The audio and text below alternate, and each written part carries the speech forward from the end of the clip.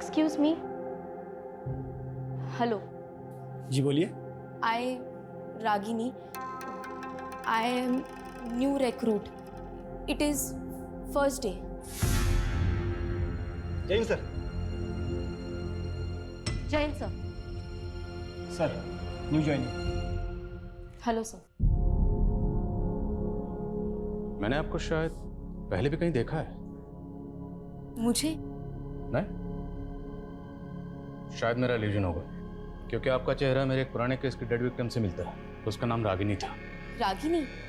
Sir मेरा भी नाम रागिनी है। सर अगर आप बुरा ना माने तो मैं एक बात पूछूं?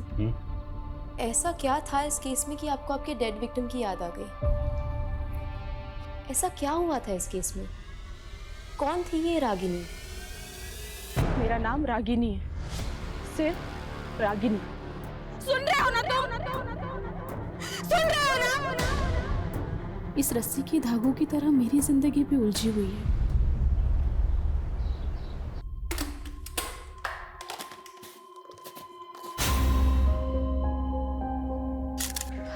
माँ मैंने खाना बना दिया है। आप पापा को शाम की दवाई याद से दे दीजिएगा, वरना ये तो भूल ही जाएंगे। और आप पापा प्लीज ये बीड़ी मत पीजिएगा, वरना फिर से आपके फेफड़ों में पानी भर जाएगा। जानता हूँ मेरी बीमारी के चलते तुम्हारा खर्चा बढ़ता जा रहा है। मैं भी तो बेटी की कमाई खा खा कर घुटता जा रहा हूँ। इसी हताशा में न जाने कब बीड़ी मुंह में लग जाती है। ये कैसी बातें सोचते रहते हैं आप पापा? आप बस अपनी सेहत का ध्यान दीजिए। और हाँ, अगर आपने दोबारा बीड़ी पीना तो मैं सच में आपसे बात नहीं करूंगी। अरे नहीं नहीं, देखो ऐसा हरगिज मत करना। चलो नहीं पीऊंगा। अरे पगली, मैं भी तो चाहता हूँ कि तंदुरुस्त हो जाऊं और कोई नई नौकरी ढूंढूं। मुझे भी तो अपनी जिम्मेदारी निभाने दीजिए पापा।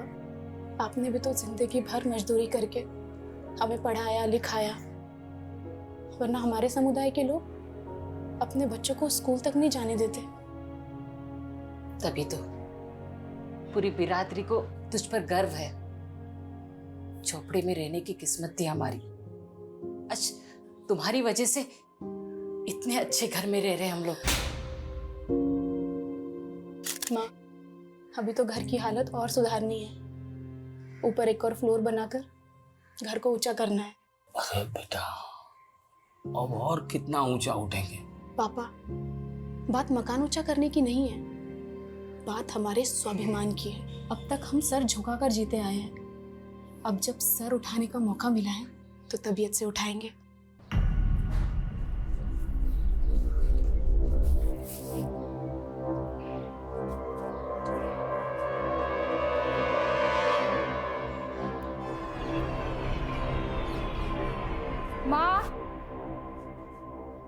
माँ एक कप चाय बना दो प्लीज।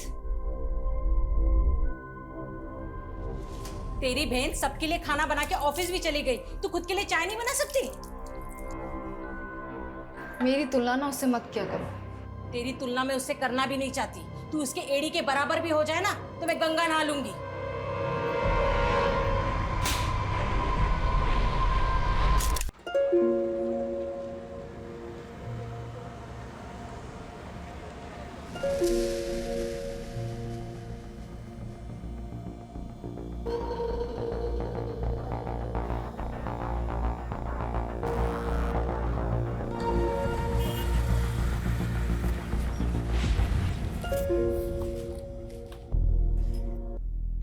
मुझे तो लगा आज तुम बस मिस कर दोगी। आज बस मिस होती तो बहुत जान से मार देता। बहुत बड़ी प्रेजेंटेशन है। ये धागा कैसा बांध रखा है?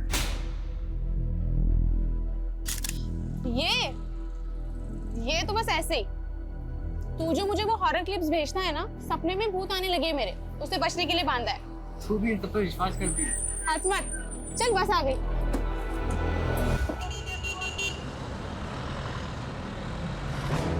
वैसे तुम्हारे सपने में जो भूत आते हैं वो दिखते कैसे? पागल तू भी। छोड़िए सब। अच्छा सुन, जो मैं ऑफिस में प्रेजेंटेशन दिखाने वाली हूँ, तू उसे एक बार सुन और अपना फीडबैक दे। बदतमीज! ऐसे कैसे हाथ लगाया तूने मेरे को? टच कैसे किया तूने? अरे गलती से हो गया ना टच। तूने कल भी यही किया था, मैंने इग्नोर किया। अरे भाई साहब, तू मत बोल कुछ नहीं। चल रहा है छेड़खानी करता है। भैया इसने कल भी यही किया था। अरे तू रुक ना। इसने कल भी कुछ यही नहीं बोल किया रही है था। यार। छेड़खानी कर रहा है तू बस में। कुछ नहीं किया है। मैडम कल से बस में नहीं आने दूंगा। कल भी इसने यही किया था। जाने दो रागिनी, उस पर फोकस मत करो, अपनी प्रेजेंटेशन पे ध्यान दो। मैं सिर्फ एक ही टिप देना चाहता हूँ तुम्हें, इंग्लिश उतनी ही बोलना जितनी संभाल पाओ, वरना तुम्हारे टैलेंट में कोई कमी नहीं। मेरी इंग्लिश भी पहले मेरे सपनों की तरह टूटी फूटी सी थी। इंग्लिश फिर भी आ गई, लेकिन सपने रिपेयर होना बाकी थे। और जब आपने अपने पिता को दिहाड़ी मजदूरों की लाइन में सबसे पीछे खड़ा देखा हो, तो खुद को सबसे आगे खड़ा पाके भी आखिरी पंक्ति की वो दुश्वारियां आपका पीछा नहीं छोड़ती है। लेकिन कहते हैं किस्मत भले ही मात खा सकती है, पर काबिलियत वो कभी मात नहीं खाती। हाय। भाई ये भूत तो बड़ा लकी साबित हुआ यार तुम्हारे लिए। तुम्हारे सपने में आए और इंक्रीमेंट हो गया। इंक्रीमेंट? तुम्हारी सैलरी 25% बढ़ाने का अप्रूवल मिला है। आजकल बॉस कुछ ज्यादा ही मेहरबान है रागिनी पे। हाँ लेकिन रागिनी डिजर्व भी तो करती है। डिजर्व तो मैं भी करती थी, लेकिन मैंने बॉस को खुश करने से मना कर दिया, तो उसको अब रागिनी मिल गई है।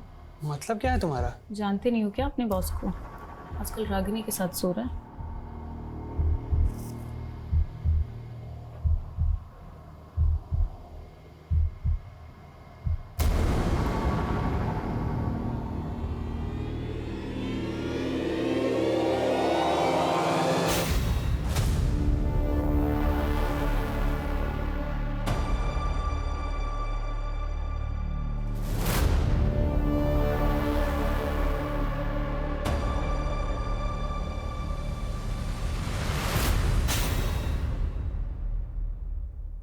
मैडम वो आपने न्यू बायोमेट्रिक एंट्री वाला फॉर्म भर दिया? हाँ पवन जी, भर दिया। ये लीजिए।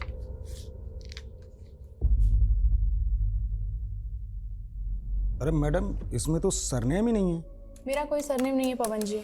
सरनेम तो सबका होता है, कोई हवा से थोड़ी ना आता है। सब अपने बाप दादा के कुल से ही आते हैं। वैसे आपका कुल क्या है मैडम? पवन जी फालतू की बातें छोड़िए और जाइए अपना काम करिए।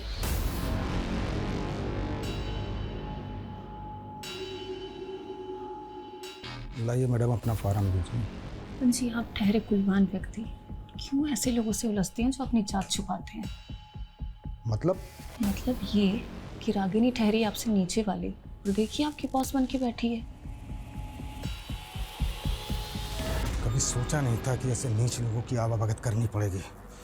रागिनी तुमने मुझसे अनजाने में जूठा उठवाई है ना, अब देख मैं तुझे जूठा खिलाता भी हूँ, जूठा पिलाता भी हूँ।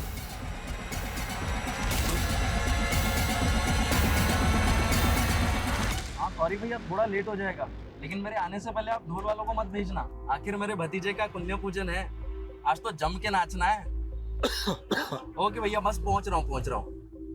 अरे अंकल थोड़ा स्पीड बढ़ाओ ना। अरे बेटा इस रोड पर स्पीड लिमिट 50 किलोमीटर प्रति घंटा है। थोड़े रूल्स तोड़ भी दोगे तो क्या हो जाएगा? मुझे भी लेट हो रहा है। रूल होता है, क्यों बेचारे पे दबाव डाल रहे हो? रहने दो भाई साहब, टैक्सी चलाते चलाते रोज रोज नई सवारियां, नए नए नखरे, अब तो इनको झेलने की आदत सी पड़ गई है। कब से चला रहे हो टैक्सी? बहुत सालों से चला रहा हूँ भाई साहब, 18-20 घंटे डेली चलाता हूँ। अंकल बुढ़ापा आ रहा है, इतना काम करोगे ना तो उम्र के पहले ऊपर चले जाओगे। अब काम नहीं करूंगा तो अपने घर वालों की जरूरतें पूरी कैसे करूंगा? और रही बात ऊपर जाने की, तो एक दिन सबको ही जाना है। रागिनी फोन नहीं उठा रही है। 10 बजने को आया, कहाँ रह गई वो? अरे उसके दफ्तर में फोन करो ना। दफ्तर का नंबर तो गीतांजलि के पास है।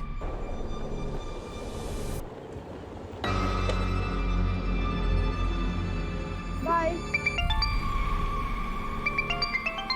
हेलो, रागिनी तुम्हारे साथ है?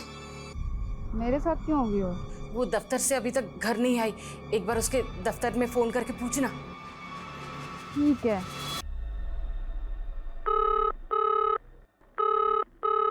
उसके ऑफिस में भी कोई कॉल नहीं उठा रहा है माँ, ऑफिस बंद हो गया होगा।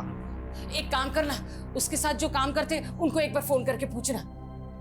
आप लोग क्यों टेंशन ले रहे हो? कहीं होगी ना, कहीं मौज करने आ जाएगी। क्या बकवास कर रही है ये? बकवास मैं नहीं कर रही हूँ पापा, और ये आप दोनों की गलती का ही नतीजा है। 27 साल की हो गई है, लेकिन उसकी शादी के बारे में आप लोगों ने नहीं सोचा। तो कहीं तो जाएगी ना अपनी जरूरती। मान है क्या कैची, बोलने से पहले ये भी नहीं सोचती कि सामने बाप खड़ा है।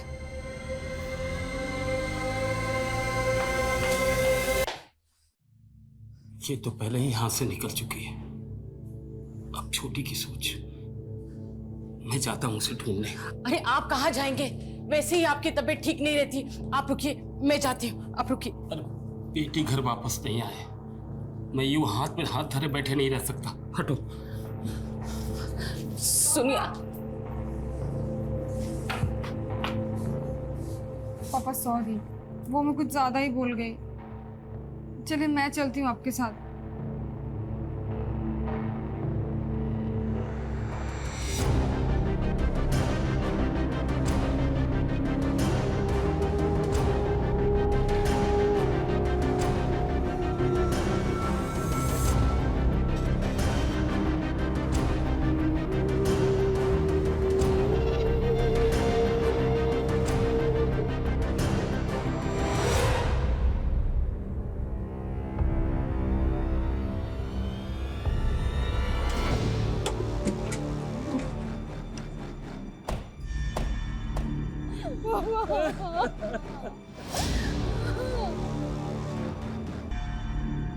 सर, ये आत्महत्या लगती है।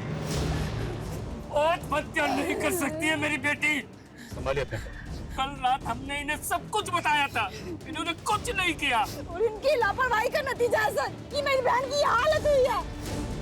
आप लोग पीछे हटिए, आप लोग। देने वाली खबर सामने आई है।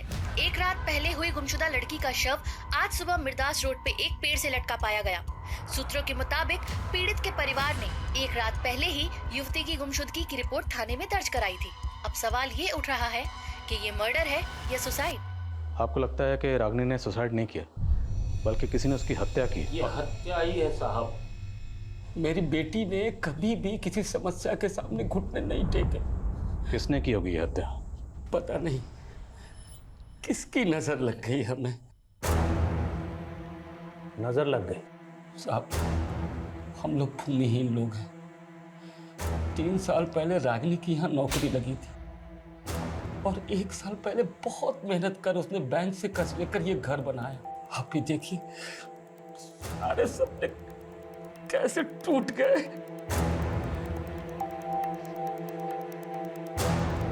रागिनी घर से ऑफिस कैसे आती जाती थी?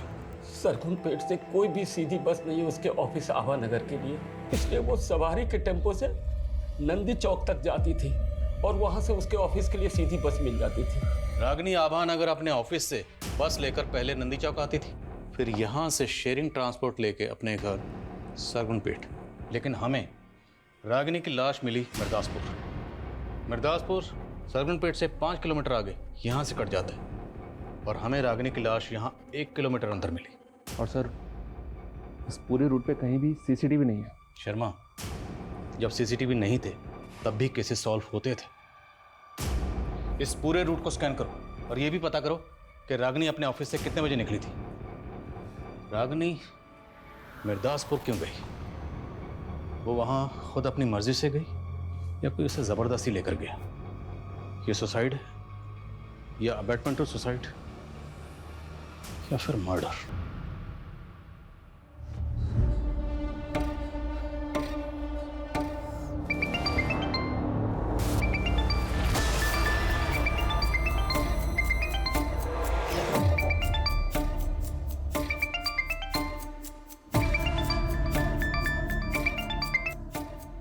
मुझे तुमसे कोई बात नहीं करनी है। वो फोन कट मत करना। तुम्हें पता है ना, मैंने रागिनी के लिए तुम्हें फोन किया। क्यों? उसकी किस्मत तो तुम ही लिख रहे थे ना, तो मुझसे क्या पूछ रहे हो? किस्मत तो मैं तुम्हारी भी लिखना चाहता था। मेरी किस्मत तुम बहुत पहले ही खराब कर चुके हो। तुम ही हो ना पनौती हम दोनों बहनों के बीच में। मेरी जिंदगी तो बर्बाद कर दी, और क्या पता रागिनी को भी अपने प्यार के चक्कर में फंसा लिया हो। बकवास बंद करो गीतांजलि। बॉस आदमी तो तुम हो। अगर मेरा बस चलता ना तो तुम्हें मार के लटका देती मैं, समझे तुम?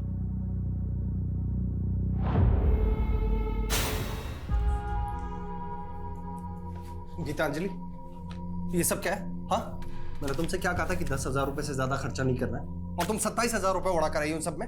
10,000 में आजकल कहाँ कुछ मिलता है योगेंद्र? जितनी चादर हो ना उतने पैर पसारने चाहिए गीतांजलि।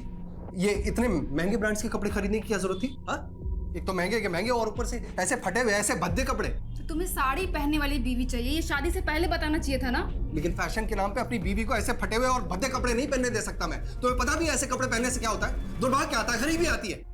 अच्छा, तो जो ऐसे कपड़े मॉडल्स पहनती है ना, उनका जाकर बैंक बैलेंस चेक करो पहले। डॉक्टर उसी ख्याल वाले से शादी हो गई मेरी।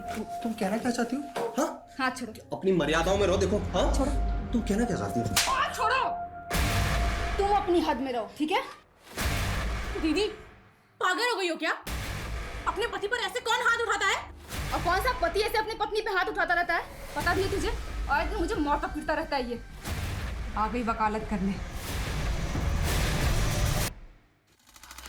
जीजा जी, जीना मुश्किल कर दिया तुम्हारी बहन ने मेरा। मैंने आज तक उस पर हाथ नहीं उठा, उसने। जीजा जी संभालिए अपने आप को। दीदी की तरफ से मैं आपसे माफी मांगती हूँ।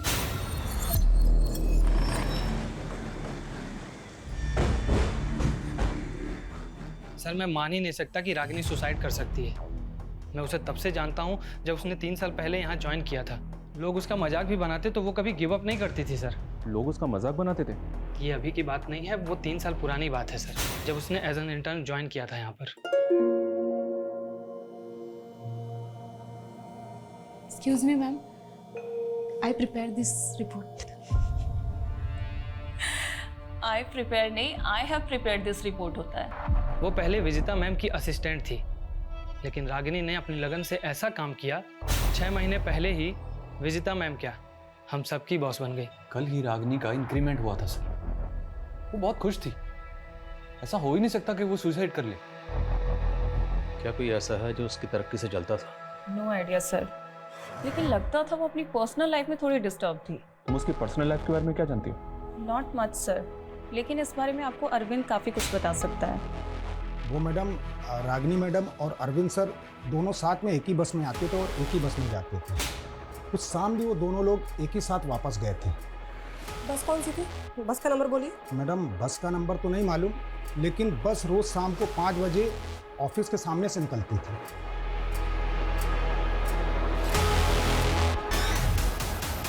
हाँ सर, ये लड़की रोजाना इसी बस से जाती थी, पर उस दिन इस बस से नहीं गई थी सर। क्या ये लड़की उस दिन बस में नहीं चढ़ी थी? नहीं सर। अच्छा, इसके ऑफिस का एक दोस्त भी इसके साथ जाता था बस में? सर एक लड़का जाता तो था, पर उस दिन तो वो लड़का भी बस में नहीं चढ़ा था। कहीं ऐसा तो नहीं रागिनी उस दिन अरविंद के साथ कहीं गई थी? पता करो अरविंद का, थाने बुलाओ उसे। Okay sir. सर मैं नहीं जानता रागिनी के साथ उस रात क्या हुआ। रागिनी और तुम दोनों एक साथ उस बस में जाते थे, लेकिन उस दिन तुम दोनों ही उस बस में नहीं चढ़े। बोल, रागिनी को लेकर कहाँ गया था? सर मुझे किसी काम से विदिशा जाना था, मैंने वो बस पकड़ी नहीं, लेकिन रागिनी उसी बस से गई थी। सॉरी यार, मैं आज तुम्हें बस में कंपनी नहीं दे पाऊंगा। तो क्या हुआ यार, कोई बात नहीं, मैं चली जाऊँ। लेकिन ड्राइवर तो बोल रहा है कि रागिनी उस बस में चढ़ी ही नहीं। तुमने खुद देखा था रागिनी को चढ़ते हुए? सर देखा तो नहीं था, लेकिन हम रोज उसी बस से जाते थे। ये बस वाला झूठ तो नहीं बोल रहा, क्योंकि रागिनी नंदी चौक से बस में चढ़ती थी। बस स्टॉप पे पता करते हैं क्या रागिनी को किसी ने बस में चढ़ते हुए देखा था, और बस की बाकी सवारियों से बात करनी होगी।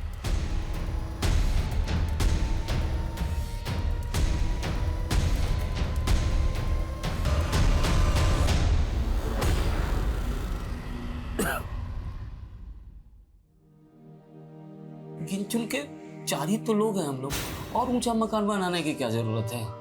बाबा, अब तक हम सर झुका के जीते आए हैं, लेकिन अब जब सर उठाने का मौका मिला है तो तबीयत से उठाएंगे।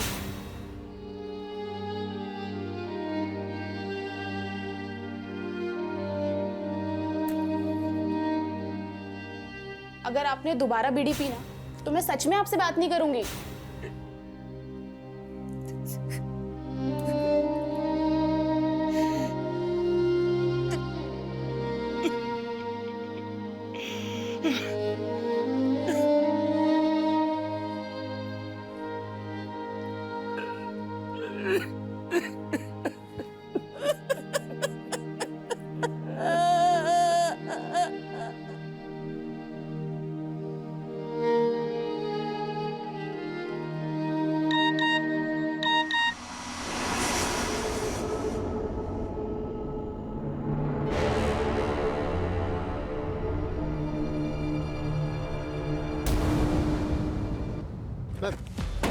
नंदी चौक के बस स्टैंड के पास रिक्शा वाला मुझे मिला। इसने रागिनी को उस शाम को यहाँ पे देखा था, लेकिन इसका कहना है कि उस शाम रागिनी बस से नहीं बल्कि किसी के साथ बाइक से आई थी।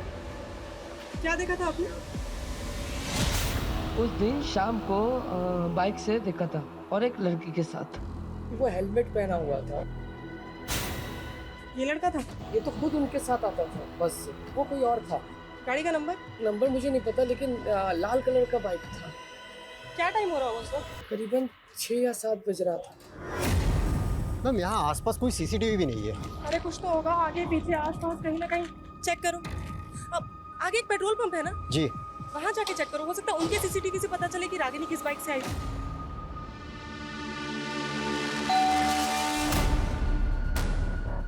रागिनी जी का घर यही है? हाँ। मैम के कुछ पार्सल है।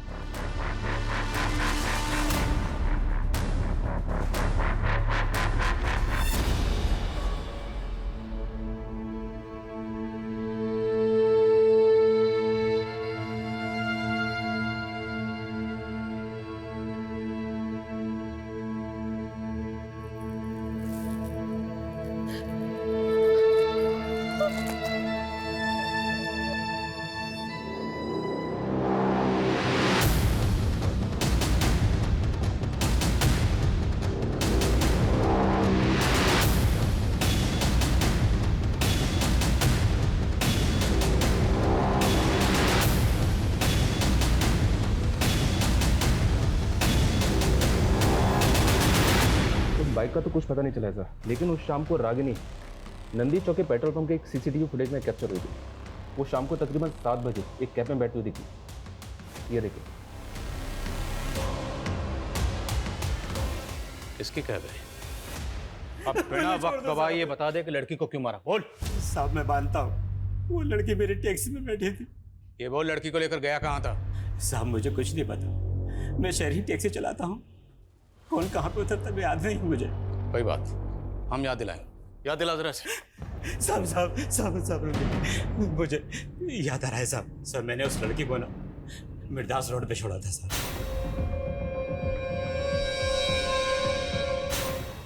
कितने बजे होंगे तब? सर उस वक्त 8 बजे होंगे। उस रात गाड़ी में और कितनी सवारियां थी? सर उस लड़की के अलावा 3 सवारियां और थी। कौन थी वो 3 सवारी? सर मैं पहचानते नहीं उनको, शहरी टैक्सी चलाता हूँ ना, अलग अलग जगह से चढ़ी थी। वो सवारियां उतरी कहाँ थी ये तो याद होगा? साहब वो पहली सवारी तो कीर्ति नगर उतरी थी और दूसरी वृंदापुर और तीसरी मालवीपुर उतरी थी सर। वो लड़की रागिनी हर रोज नंदी चौक से अपने घर सरगुनपेट जाने के लिए शेयरिंग ट्रांसपोर्ट लेती, तो वो मिर्दास रोड क्यों जाएगी? अब वो मुझे नहीं पता साहब। कोई बात, हम पता लगा लेंगे। इसकी टैक्सी का फोरेंसिक करवा। सर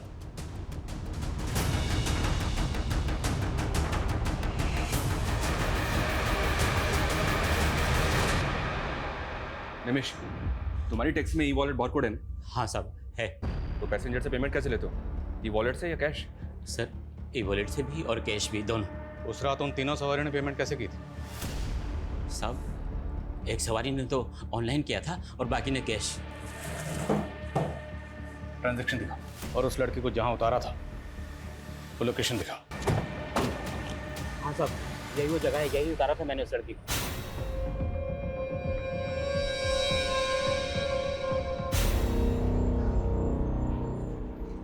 वो जगह यहाँ से 1 किलोमीटर दूर है, जहाँ पर रागिनी की लाश लटकी हुई। सर ये आसपास कुछ घर दिखाई दे रहे हैं। हो सकता है कि रागिनी या किसी के घर पे आई हो। उस रात को किसी ने रागिनी को यहाँ आते जाते देखा। रागिनी के घर वालों ने ऐसा कुछ कहा नहीं कि उनकी जान पहचान का यहाँ क्यों रहता है। फिर भी पता करो। Okay sir. विकास।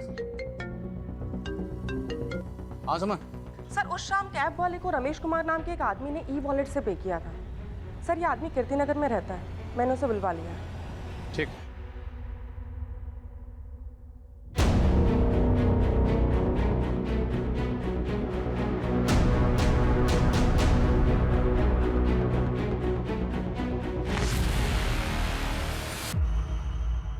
हाँ सर, कल ये कैब में थी, पिछली सीट पे बैठी हुई थी। तुमने इस लड़की के साथ कहाँ तक ट्रैवल किया था? शायद मिर्दास रोड। इस लड़की, तुम्हारे और टैक्सी ड्राइवर के अलावा टैक्सी में और कितने लोग? सर 2 जन और थे। एक अंकल थे, बहुत बुजुर्ग, बार बार खांस रहे थे, और सर एक लड़का था, यंग। कौन थे वो दोनों, जानते हो? नहीं सर, मैं नहीं जानता। वो दोनों एक दूसरे को जानते? सर ऐसा देख के तो नहीं लगा, पर वो लड़का बहुत जल्दी में था सर। उसे किसी फंक्शन में जाने के लिए बोल रहा था। आखिर मेरे भतीजे का पुण्य पूजन है, आज तो जम के नाचना है। कैब ड्राइवर ने बताया कि वो जो लड़का मालवीपुर में उतरा था, उसे वहाँ किसी कुआं पूजन में जाना था। मालवीपुर में जितने भी बैंक्वेट हॉल, पार्टी हॉल हैं, सब जगह पता करो कि वो कुआं पूजन फंक्शन कहाँ था। शर्मा, किसी भी तरह से उस लड़के को ढूंढो, क्योंकि हो सकता है उस लड़के से हमें पता चले कि उस रात रागिनी के साथ क्या हुआ था। सर मिर्दासपुर में भी इंक्वायरी चालू है, लेकिन अभी तक कोई भी ऐसा विटनेस नहीं मिला है जिसने रागिनी को उस रात वहाँ किसी के साथ देखा हो।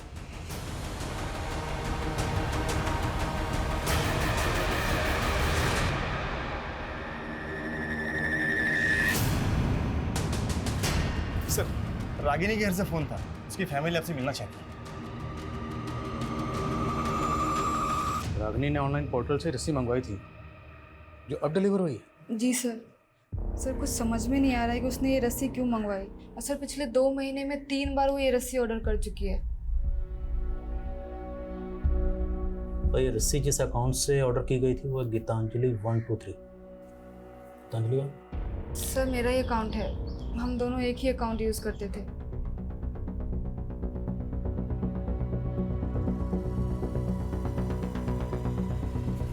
ठीक वैसी रस्सी है जिस रस्सी पर रागिनी की लाश लटकी हुई थी। हाँ सर, इसीलिए लगा कि आपको बता देना चाहिए। पर आप तो कह रहे थे कि रागिनी सुसाइड नहीं कर सकती, जबकि आपकी बेटी कह रही है कि रागिनी पिछले 2 महीने से ऐसी रस्सी मंगवा रही थी। तो क्या रागिनी 2 महीने से सुसाइड के बारे में सोच रही थी?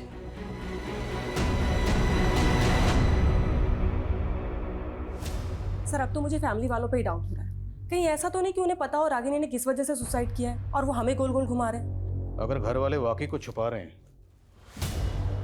फिर इस केस की कहानी कुछ और है। क्या ऐसा हो सकता है सर कि रागिनी के घर वाले पिछले 2 महीने से रागिनी को मारने की प्लानिंग कर रहे थे? ऑनलाइन रस्सी मंगाना उनकी प्लानिंग का हिस्सा हो?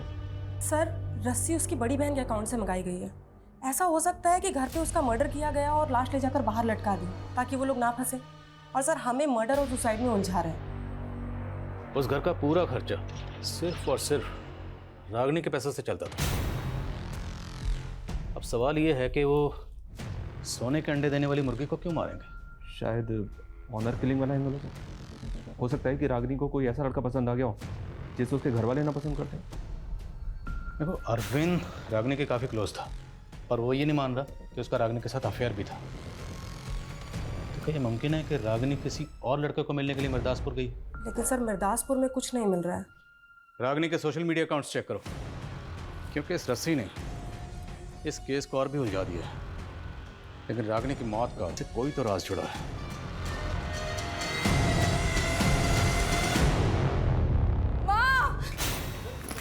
गीतांजलि, गीतांजलि, दामाद जी आप दोनों यहाँ मतलब पापा जी वो गीतांजलि को शायद कोई गलतफहमी हो गई है। आपसे कुछ मुझे कोई गलतफहमी नहीं हुई है। पापा इसका ना इसके साथ चक्कर चल रहा है। ये क्या बकवास कर रही हो दीदी?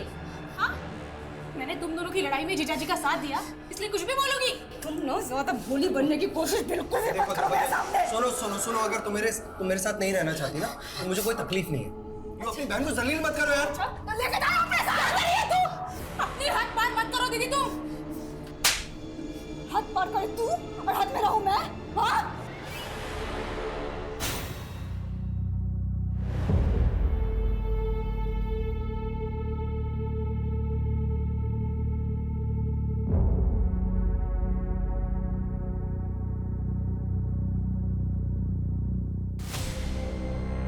गीतांजलि, कहीं तू हमसे कुछ छुपा तो नहीं रही है ना? रागिनी हमेशा तेरे और दामाद जी के झगड़ों के बीच में पीसती रही, कहीं इस बार भी? इस तो मैं रही थी माँ उन दोनों के बीच में। और अगर आपको अपनी इज्जत की परवाह नहीं है ना तो जाके पुलिस को बता दीजिए कि उसका चक्कर चल रहा था मेरे पति के साथ। मैं भी यही चाहती हूँ कि पुलिस उसको उठा के लेके जाए, उसको भी कूटे।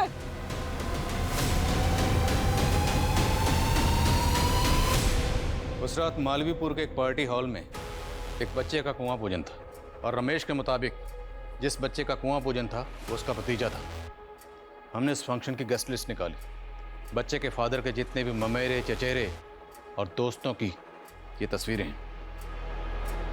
जो लड़का तेरी टैक्सी में बैठा था, क्या इन तस्वीरों में से कोई है?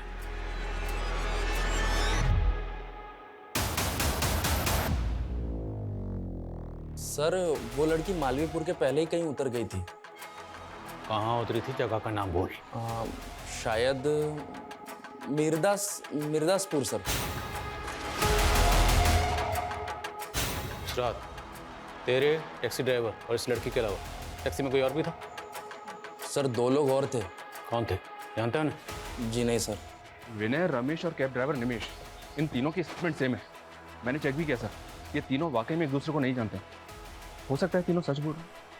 इन तीनों के अलावा उस रात कैब में एक बंदा और था जो वृंदा पर उतरा था। वो बंदा कौन था? उसका बयान लेना भी जरूरी है। उसका स्केच बनवाओ इन तीनों से। Okay sir. सर उस शाम रागिनी की कलीग दिलीप का नंबर नंदी चौक में एक्टिव था और सर उसके पास बिल्कुल उसी मॉडल की बाइक है जिसके बारे में चाय वाले ने जिक्र किया था।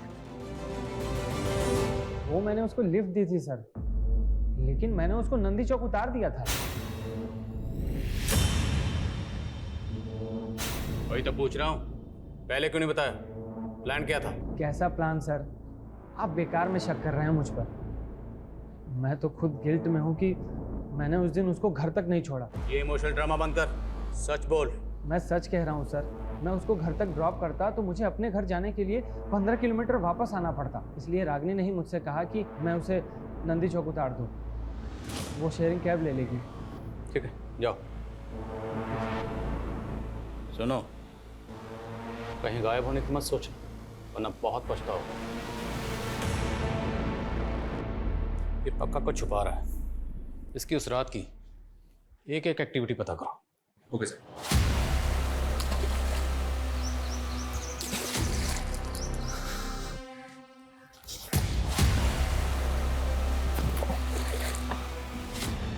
सर, रागिनी की डिटेल पोस्टमार्टम रिपोर्ट। उसकी मौत फांसी लगने से ही हुई है और मौत से पहले उसके साथ भी किया गया।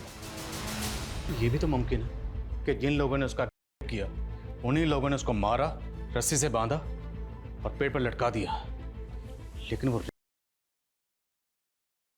हम तो अभी तक ये भी पता नहीं लगा पाए कि रागिनी मिर्दासपुर क्यों गई थी। सर वृंदापुर में उस चौथे आदमी का स्केच आइडेंटिफाई हुआ है। मंजुल नाम है सर उसका। लाओ से।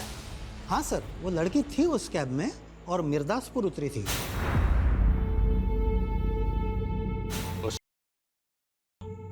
और फिर मर्डर। अगर कुछ भी जानते हो तो बता दो। सर मेरे बच्ची जैसी है वो। मैं खुद हैरान था कि इतनी रात को वो उतरी क्यों।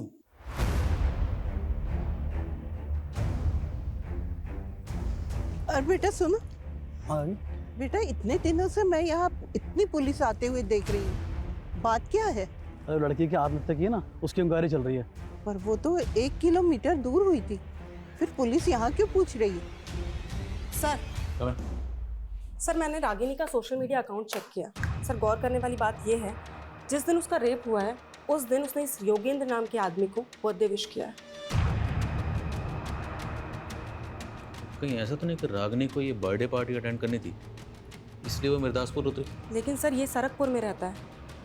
हो सकता है इसने रागिनी को पिक किया वहाँ से। सर हैरानी की बात तो यही है, ये योगेंद्र रागिनी की बड़ी बहन गीतांजलि का हस्बैंड है और गीतांजलि और इसका डिवोर्स होने वाला है। What? क्या हुआ? योगेंद्र का नाम सुनकर आप लोग चुप क्यों हो गए? सर ये लोग कुछ नहीं बोलेंगे उसके बारे में। मतलब कहना क्या चाहती हैं आप? सर वो मुझे डिवोर्स देके मेरी बहन रागिनी से शादी करना चाहता था। रागिनी भी उससे शादी करना चाहती थी? सर रागिनी तो उसके सामने मुझे ही गलत समझती थी, कभी उसकी असली इंटेंशन नहीं समझ पाई। सर 1 नंबर का वाहियात आदमी है वो। मुझसे पहले उसने एक जानवर से भी शादी की थी सर। जानवर? दिमाग खिसका हुआ है सर उसका। कहता है कि उसकी कुंडली में ना 2-2 शादियों का योग है। पहले उस जानवर से शादी की, फिर मुझसे, और मेरे बाद अब मेरी बहन को फुसला रहा था। सर मैं कुंडली में विश्वास करता हूँ और सच में सर मेरी कुंडली में 2 शादियों का योग लिखा हुआ था। तेरा राहु केतु सब बिगाड़ दूंगा, समझा? बोल, किस किस के साथ मिलकर रागिनी का गैंग रेप किया? सर कैसी बातें कर रहे हैं सर आप? मैं ऐसे चरित्र का आदमी नहीं हूँ सर। और रागिनी तो खुद जानती थी अपनी बहन के बारे में। अब रागिनी तो रही नहीं, और तेरी कथा सुनने में हमें कोई दिलचस्पी नहीं, समझे? टाइम वेस्ट मत कर, बोल। सर मैं सच कह रहा हूँ सर, मैंने ऐसा कुछ भी नहीं किया सर। और सर उल्टा मुझे तो ऐसा महसूस होता है कि गीतांजलि ने अपनी छोटी बहन को कत्ल करवा दिया सर। अच्छा, तो अपनी सगी बहन को क्यों मरवाएगी? सर 15 लाख रुपए मांग रही थी मुझसे एलुमनी के लिए, और रागिनी मेरे साथ खड़ी थी। वो अपनी बहन के खिलाफ कोर्ट में गवाही देने वाली थी, और सर मुझे यकीन है गीतांजलि ने अपनी बहन को।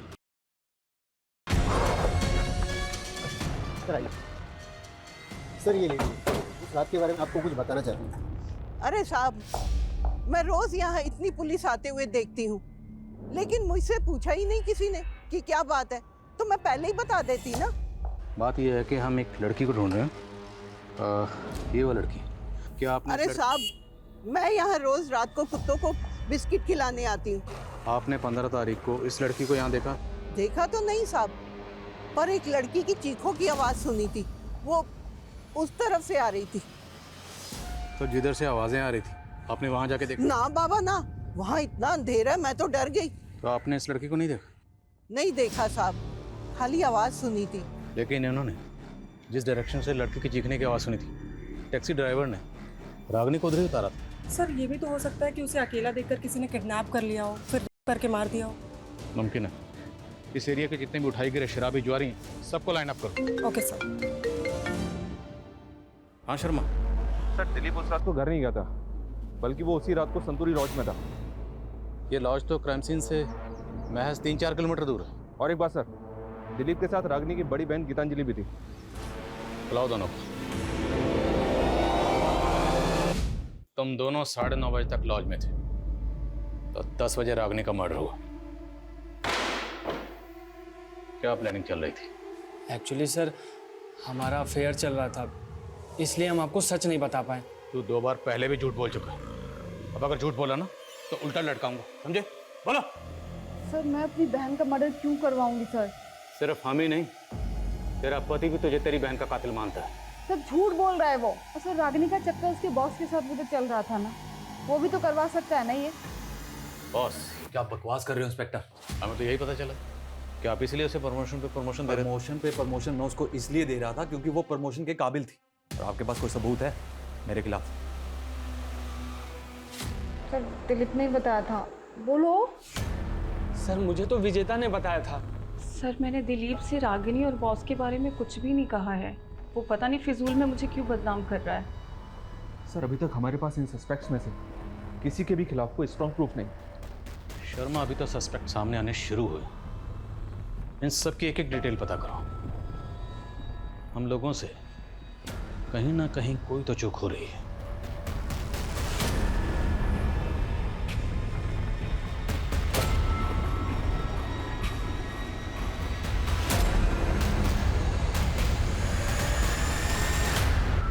रागिनी तुम्हारी कुंडली देखकर तो ऐसा लगता है कि तुम कोई ना कोई बड़ा मैराकल करने वाली हो, लेकिन एक दोष है और वही तुम्हारी समस्याओं का कारण है। कैसा दोष? बड़ा भारी दोष है। सर हमने इन तीनों की बारीक से बारीक डिटेल निकाली है। निमेश के बारे में कुछ बातें पता चली है। कैसी बात है? ये वर्कहॉलिक है सर, 3-3 शिफ्ट में टैक्सी चलाता था, लेकिन उस रात के बाद से ना तो इसने टैक्सी चलाई है और ना ही अपने मोहल्ले के बाहर निकला है। डरा हुआ है क्या? पता नहीं सर। और ये रमेश, ये भी ऑफिस नहीं गया था और ना ही विनय कॉलेज। ये तीनों के तीनों एक ही बयान दे रहे हैं। अब ये सच बोल रहे हैं या झूठ, ये पता लगाने का वक्त आ गया। साहब मैंने कुछ नहीं किया, मेरी तबीयत खराब थी साहब। दिमाग खराब मत कर, तेरी टांगे तोड़ दूंगा, समझे?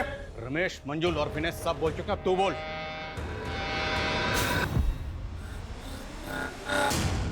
आइए मैडम, सरगम पैट 50 रुपया। नहीं भैया, मुझे मिर्दास रोड के तालाब वाले रास्ते से होते हुए जाना है। हाँ तो ठीक है मैडम, वहीं छोड़ देंगे। आइए बैठ। इस लड़की के साथ मैंने कुछ नहीं किया साहब।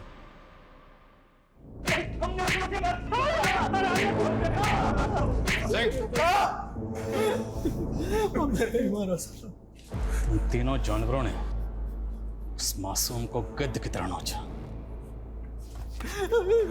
तो तेरी तो बेटे की उम्र की थी। रेप ही नहीं किया बल्कि तुम मार दिया। नहीं, हमने कुछ नहीं किया साहब, हमने तो उसको जिंदा छोड़ दिया था। हाँ सर, निमेश ने हमें उसके बाद हमारे घर छोड़ दिया था। सर हम वहां से गए तो वो जिंदा थी। सर सच में हमने उसे नहीं मारा। तुम्हें 7 मंगलवार ऐसे ही पानी में रस्सी को बहाना, और फिर देखना तुम्हारी समस्या कैसे खत्म होती है। ये काला धागा, इसे हमेशा अपने हाथ में बांधे रखना है ना।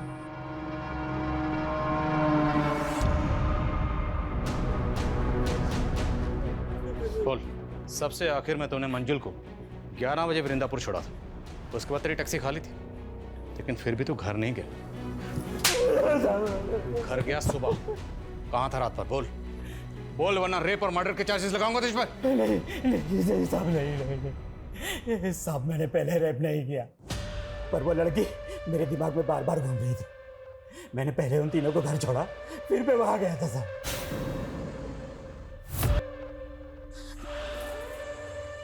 प्लीज मुझे मेरे घर छोड़ दीजिए।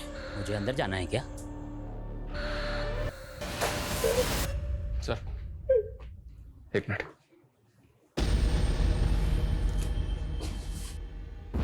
सर, इस क्राइम का मोटिव कुछ और ही है।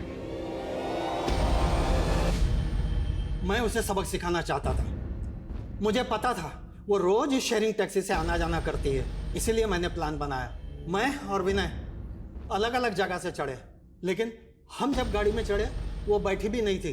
लेकिन उसने जब मुझे देखा, पड़ोसी है, सोचा होगा सेफ रहेगी, इसलिए गाड़ी में बैठ गई। मैंने छेड़खानी शुरू कर दी। मैंने सामने बैठे वाले रमेश का मिजाज भी पढ़ लिया था। क्या बिगाड़ा था उसने? मैंने उसको समझाया था उसका घर हमारे घर से ऊंचा ना करे, लेकिन उसने हमारी नहीं सुनी। मैं उनकी जात वालों के घर का पानी भी नहीं पीता, और मैं नहीं चाहता था उसके घर की परछाई में हमारे घर पर पड़े। शर्मा,